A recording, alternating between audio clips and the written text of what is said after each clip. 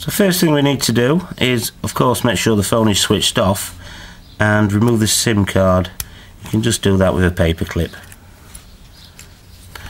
So now get your Torx screwdriver and remove the 2 screws from the bottom. And then use your thumb, put a little bit of pressure on this lip here and push. And the back should come straight off.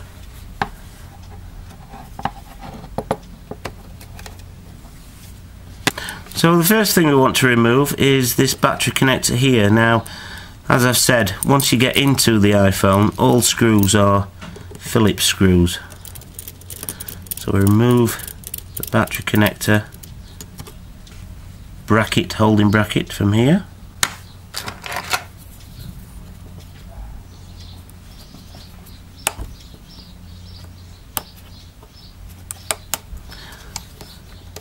And just prise up the connector out of the way.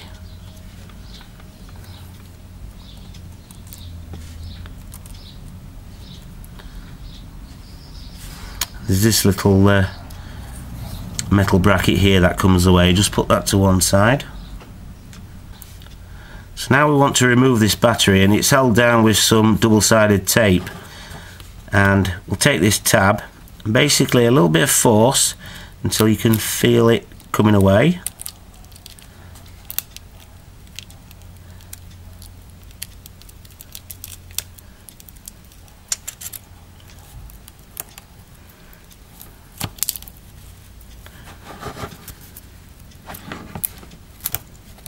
And put the battery to one side out of the way. So now we're going to remove 5 Phillips screws here that are holding this shield in place. Now again, it's a really good idea to draw a picture and lay your screws out on that picture, because not only are these screws really tiny, they are all different lengths as well.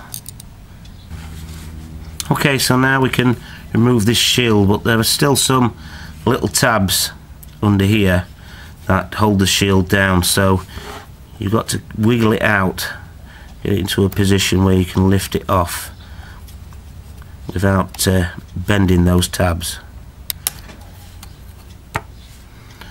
And then if you put this shield with the screws you've taken out, then I'll help you put it back together again, knowing where everything goes. So now what we want to do is remove these 2 Phillips screws here that hold this connector down here. So now we can just lift up this shield, put it to one side, and then we can gently pop out this connector here.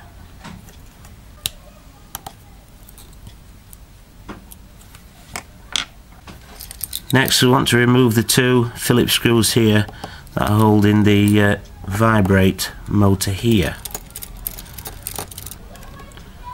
You just lift that out and put it to one side. Now we're going to lift off the 5 connectors that are connecting to the motherboard. Now use a little prizing tool for this. You don't have to do them in any order, but once you get one out of the way, gives you a little bit more room to work on the others.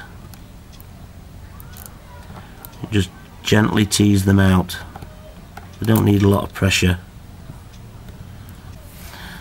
So now we can remove the camera tab as well. A little connector here.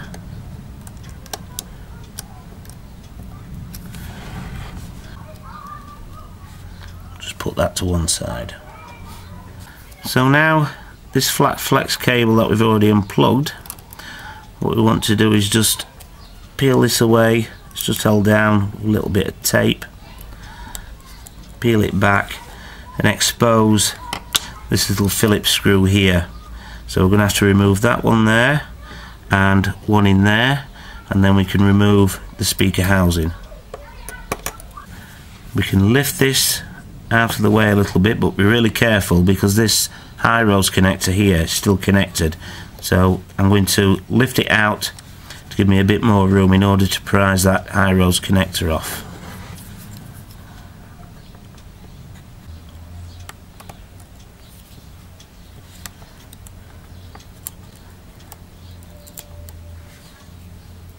That's the speakers removed. So just here, under here, this is a water sensor. So if you send it back to the factory not working, they can tell if it's been dropped or immersed in water. But we've got to remove this because there's a screw under here we need to take out.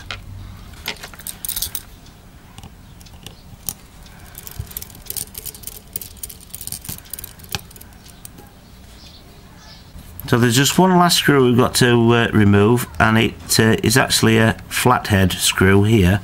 So carefully remove that screw.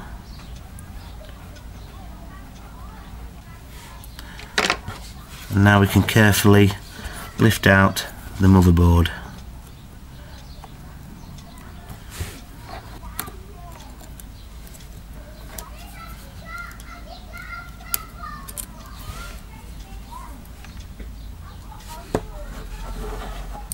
So now there's screws to the side. There's actually 6 big screws down each side with washers and 2 small ones in each corner. So I like to remove the small ones first, and now remove the bigger ones with washers from the sides. So once you've got all the screws removed from the sides, then get your case opening tool, get it in between the case and the screen, and just gently work your way around, prising it off a little bit at a time.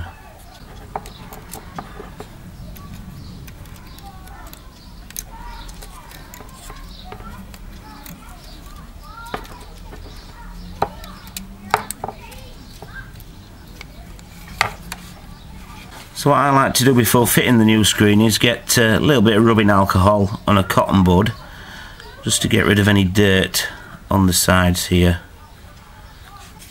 If you can hear lots of children's voices while I'm making this video, the school at the back of my workshop have built themselves a little garden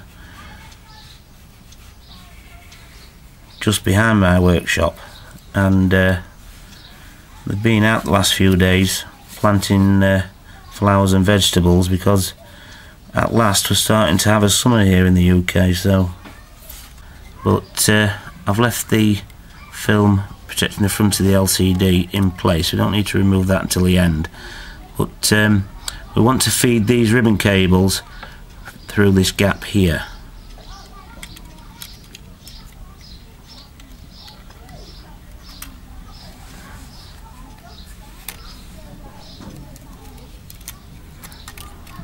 And very carefully put the LCD in place, but make sure you don't kink any of those ribbon cables, otherwise it won't fit flat.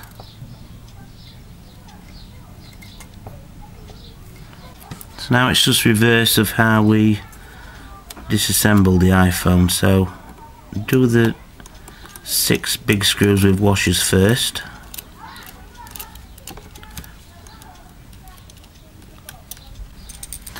And now put back the 4 small screws that go in each corner.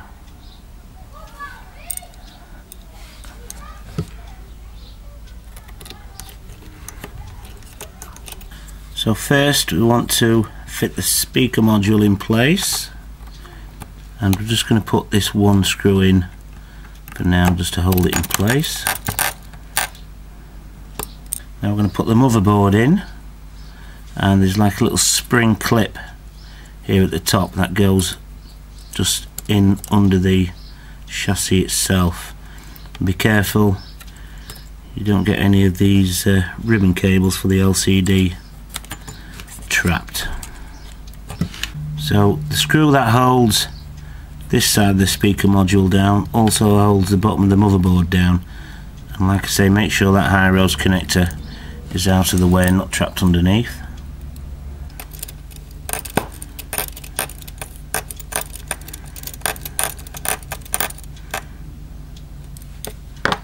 And we can now connect this high rose connector back up. So now we can put the battery connector back onto the motherboard and put the little shield back in place. So now we can put the vibrator motor back in, and it's secured down with the 2 screws. So now replace the camera. So now we need to replace this screw that we took out with the flat head screwdriver. This goes there and holds the motherboard down. So now we can replace the battery. Make sure your flat flex cables are well tucked over there and they're not going to get stuck under by the battery. Clip the connector back in place, and this small shield goes back over that high rose connector and is held down in place with the 1 screw. So now we're going to connect all these ribbon cables back up to the motherboard.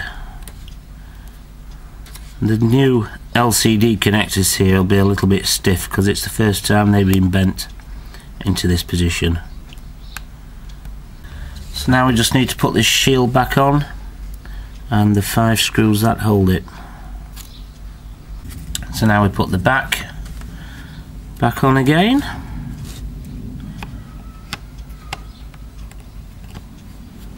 So once the back's in place, it's just a matter of putting those 2 torque screws in there. Catch you next time.